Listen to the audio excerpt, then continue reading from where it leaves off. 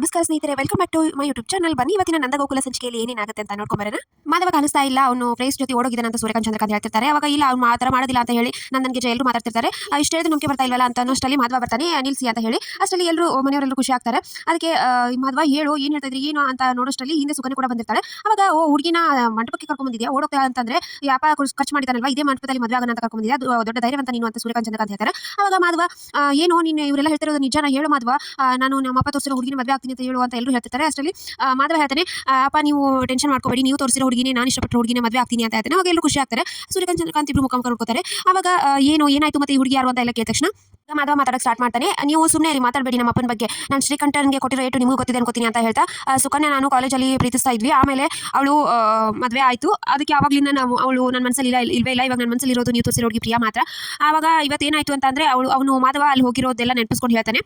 ಸುಕನ್ಯಾ ಕೈ ಕೊಕೊಳ್ಳುವಾಗ ನಾನು ನಿನ್ನ ಪ್ರೀತಿಸ್ತೀನಿ ಅಂತ ಹೇಳಿ ನಿಲ್ಲಿಸ್ತಿರ್ತಾನೆ. ಅಷ್ಟೇ ನಾನು ನಿನ್ನ ಆಸ್ ಅ ಸ್ನೇಹಿತನಾಗಿ ಪ್ರೀತಿಸ್ತೀನಿ. ಇವಾಗ ರಸ್ತೆಯಲ್ಲಿ ಯಾರೋ ಹೊಂಟ್ರೆ ಯಾರೋ ಆಕ್ಸಿಡೆಂಟ್ ಆಗಿದೆ ಅಂತ ಅವ್ರನ್ನ ಹಾಸ್ಪಿಟಲ್ ಹೋಗಿ ಇದನ್ನು ಮಾಡ್ತೀವಲ್ಲ, ಅದೇ ಒಂದು ಕಾಳಜಿಗೆ ಮಾಡ್ತೀವಿ. ಕಾಳಜಿಗೂ ಪ್ರೀತಿಗೂ ತುಂಬ ವ್ಯತ್ಯಾಸ ಇದೆ, ಅದನ್ನ ಅರ್ಥ ಮಾಡ್ಕೋ ಸುಕನ್ಯಾ ಅಂತ ಎಲ್ಲ ಅರ್ಥ ಮಾಡಿಸ್ತಾನೆ. ನಿನ್ನ ಕಣ್ಣೀರು ಒರೆಸ್ಕೋ ಕೈಗಳು ಇವೆ ಅಂತ ಹೇಳಿ ಅವ್ರ ಅಪ್ಪ ಅಮ್ಮನ ಕರ್ಕೊಂಡ್ ಬಂದಿರ್ತಾನೆ. ಅವಾಗ ಸುಕನ್ಯಾ ಅವ್ರ ಅಪ್ಪ ಅಮ್ಮನ ನೋಡಿ ಫುಲ್ ಖುಷಿಯಾಗಿ ಹಾಗೆ ಮಾಡ್ತಾಳೆ. ಹೌದಪ್ಪ ಈ ಹುಡುಗ ಎಲ್ಲ ಹೇಳಿದ, ನಿನಗೆ ನಾನು ಇಲ್ವೇನೆ ಅಂತ ಹೇಳಿ ಅವ್ರ ಅಪ್ಪ ಅಮ್ಮ ಅವಳನ್ನ ಇದನ್ನ ಮಾಡ್ತಾರೆ.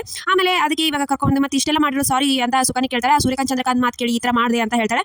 ಅವಾಗ ಮಾಧವ ಅದನ್ನೆಲ್ಲ ಹೇಳ್ತಾನೆ, ನೀವು ಮಾಡಿರೋ ಈ ಕೆಲಸದಿಂದ ಇವಳು ಈ ಥರ ಮಾಡಿದಾಳೆ, ನೀವು ಮಾಡಿರೋದು ಇದರಿಂದ ಇಬ್ಬರು ಜೀವನ ಹುಡುಗಿರ ಸಂಸಾರ ಹಾಳಾಗ್ತಿತ್ತು ಇವಾಗ ಅಂತ ಹೇಳಿ ಮೀನಾ ಎಲ್ಲರೂ ಬೈಯಕ್ಕೆ ಸ್ಟಾರ್ಟ್ ಮಾಡ್ಬಿಡ್ತಾರೆ ಅವ್ರನ್ನ.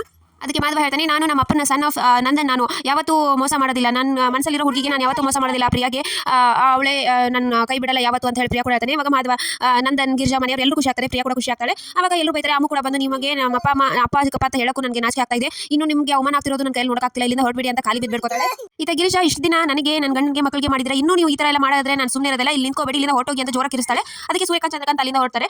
ರೀ ನನ್ನ ಕ್ಷಮಿಸ್ಬಿಡ್ರಿ, ಇಷ್ಟು ದಿನ ನನ್ನ ಅನ್ನಂದ್ರು ಅಂತ ಏನೋ ಕರಳು ಇದರಿಂದ ಮಾತಾಡ್ತಿದ್ದೆ, ಇಷ್ಟೆಲ್ಲ ಎಲ್ಲ ನಾನು ಇದಾದೆ, ನನ್ನ ಕ್ಷಮಿಸ್ಬಿಡಿ ಅಂತ ಗಿರಿಜಾ ಹೇಳ್ತಾಳೆ. ಅವಾಗ ನಂದನ ಅವನ ತಪ್ಪಿಕೊಂಡು ಇದನ್ನ ಸಮಾಧಾನ ಮಾಡ್ತಾನೆ. ಆಮೇಲೆ ಈತ ಮಾಧವನ ತಪ್ಪಿಕೊಂಡು ರಾಮ 14 ವರ್ಷ ವನವಾಸ ಮಾಡಿ ಎಲ್ಲ ಇದನ್ನ ಪ್ರೂವ್ ಮಾಡಿದ, ಆದ್ರೆ ನೀನು ನನ್ನ ರಾಮನ್ ತರ ನನಗೆ ಎಲ್ಲ ಇದನ್ನ ಮಾಡಿಬಿಟ್ಟೆ ನೀನು. ಅಷ್ಟರಲ್ಲಿ ಪ್ರಿಯಾನ್ ಕರ್ಕೊಂಡು ಇವಳು ಸೀತೆನ ಚೆನ್ನಾಗಿ ನೋಡ್ಕೊ ಅಂತ ಹೇಳೋಷ್ಟರಲ್ಲಿ ಪ್ರಿಯಾರ ಬಗ್ಗೆ ತುಂಬ ಖುಷಿ ಆಗುತ್ತೆ. ಇಲ್ಲಿ ಮಾತಾಡ್ತಾ ತಡ ಮಾಡ್ತಾ ಇದ್ವಿ, ಬನ್ನಿ ಮುಹೂರ್ತ ಗೊತ್ತಾಗುತ್ತೆ ಅಂತ ಹೇಳಿ ಮೇಲ್ಗಡೆ ಹೋಗಿ ಮದುವೆ ಕಾರ್ಯಕ್ರಮ ಎಲ್ಲ ಶುರು ಮಾಡ್ತಾರೆ. ಅಂತರ್ಪಟ ಎಲ್ಲ ಇದನ್ನ ಮಾಡ್ತಾರೆ. ಆಮೇಲೆ ಹಾರ ಬದಲಾಯಿಸ್ತಾರೆ. ಎಲ್ಲರೂ ಮನೆಯವರೆಲ್ಲರೂ ಖುಷಿ ಆಗ್ತಾರೆ. ಆಮೇಲೆ ನಂದನ್ನೇ ಖುಷಿಗೆ ಕಣ್ಣೀರು ಬರುತ್ತೆ, ಅದನ್ನೆಲ್ಲ ಗಿರಿಜಾ ಒರೆಸ್ತಾಳೆ. ಆಮೇಲೆ ಆಯ್ತಾ ಪ್ರಿಯಾರಪ್ಪ ಅಮ್ಮ ಎಲ್ಲ ಕನ್ಯಾದಾನ ಮಾಡ್ತಾರೆ. ತಾಳಿ ಕಟ್ಟೋ ಟೈಮ್ ಬಂದೇ ಬಿಡುತ್ತೆ. ಮಾಧವ ಪ್ರಿಯಾಗೆ ಪರ್ಮಿಷನ್ ಕೇಳಿ ಮಾಧವ ಪ್ರಿಯಾಗೆ ತಾಳಿ ಕಟ್ಟೆ ಬಿಡ್ತಾನೆ, ಮದುವೆ ಆಗುತ್ತೆ. ಈಗ ಎಲ್ಲರೂ ಖುಷಿ ಆಗ್ತಾರೆ. ಸೊ ಇಷ್ಟಿತ್ತು ಇವತ್ತಿನ ಸಂಚಿಕೆ. ವಿಡಿಯೋ ಇಷ್ಟ ಆಯ್ತು ಅಂದ್ರೆ ಲೈಕ್ ಮಾಡೋದನ್ನ ಮರಿಬೇಡಿ. See you in the next vlog. Bye. ಹಾಗೆ ಸಬ್ಸ್ಕ್ರೈಬ್ ಮಾಡೋದನ್ನ ಕೂಡ ಮರಿಬೇಡಿ.